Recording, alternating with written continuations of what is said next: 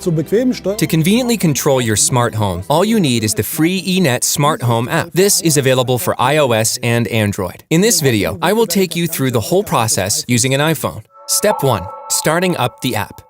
It is important that the iPhone and the eNet server are on the same network. Now I'm starting the app, and it's automatically searching for the eNet server. Here we are asked to enter the user who has already been created, named Max, together with his password.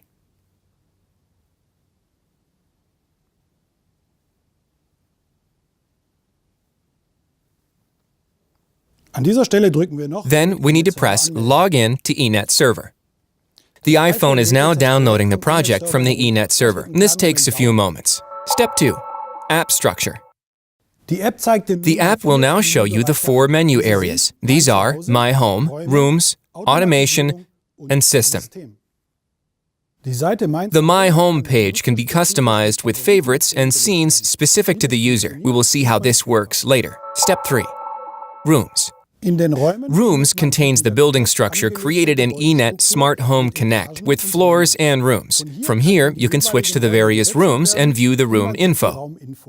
In our case, we can see that the blind in the living room is closed. Automatically created central functions for lighting and roller shutters are also available.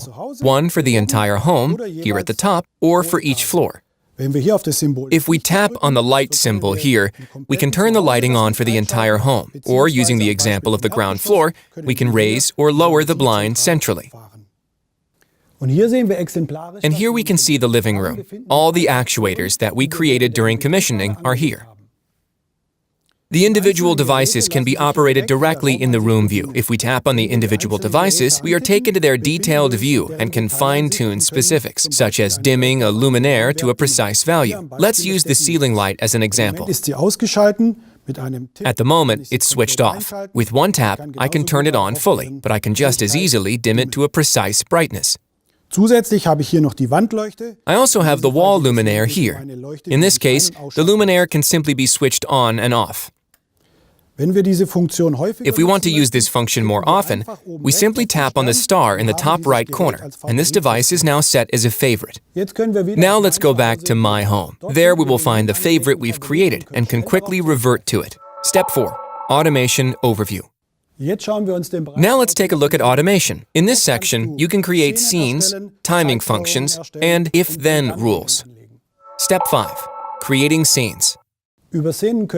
Several functions can be combined to form scenes. This could be a particular lighting mood, for example, or having all the lights switch themselves off when you leave home. 5 predefined scenes have already been created in the app. Let's now create our own scene as an example. First, we need to tap Add Scene in the Automation menu. We're going to give our scene the name Soccer.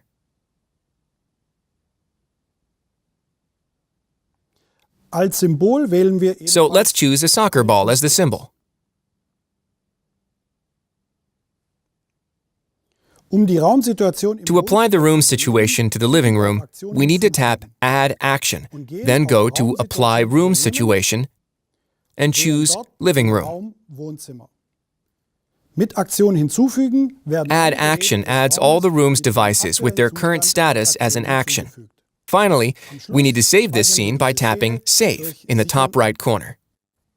We can also change existing scenes. Let's do that now, taking the predefined scene Absent as an example. After tapping on the scene, we need to select Edit Scene. Now let's add an action. Select Device and My Home. We now have the option of turning the lighting in the entire building on or off.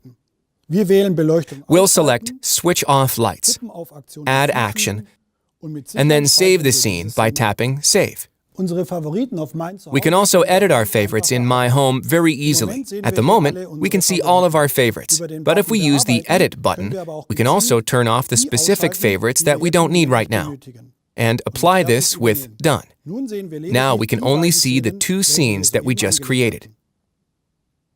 I'd like to prove to you that these scenes also work. So if I press on the Absent scene, I am asked if I would like to execute this scene right now. And as you can see, all the lights in the building have switched off. If I come back home after work and my favorite soccer club is playing a match, I'll obviously call up the soccer scene. In this case, I'm calling up the scene. The blind goes down and only one light switches on. Step 6. Creating timing functions. Now let's take a look at timing functions. This is so that we can set actions to be executed at a specific time. For example, we could set the blinds to go up in the morning and go back down again in the evening as if by magic. I'm now going to create a timing function. For this example, I'd like to set all my blinds to open in the morning. To do this, I need to select a fixed time.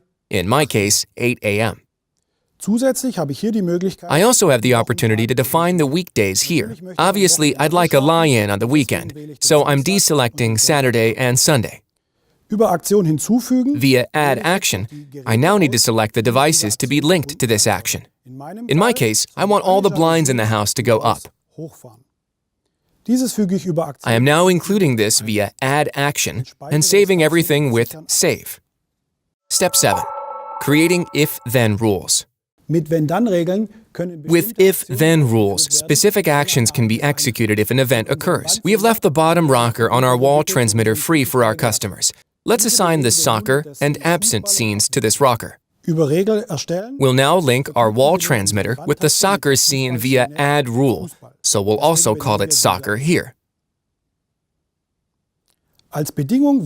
For our if condition, we will select our wall transmitter from the living room, in this case, scene 1, and add this condition. For our then action, our soccer scene should, of course, be triggered. So we'll now add that, and then save everything. Step 8. Activating remote access.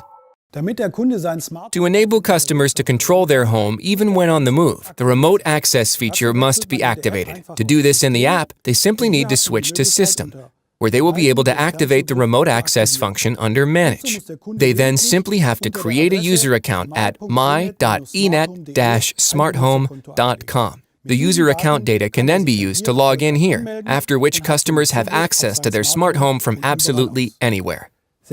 Of course, your customers will always operate the smart home under fully encrypted conditions, so it makes no difference whether they are using the system at home or accessing it remotely. The remote access servers are all located in Germany, meaning that they are all subject to Germany's strict data protection laws.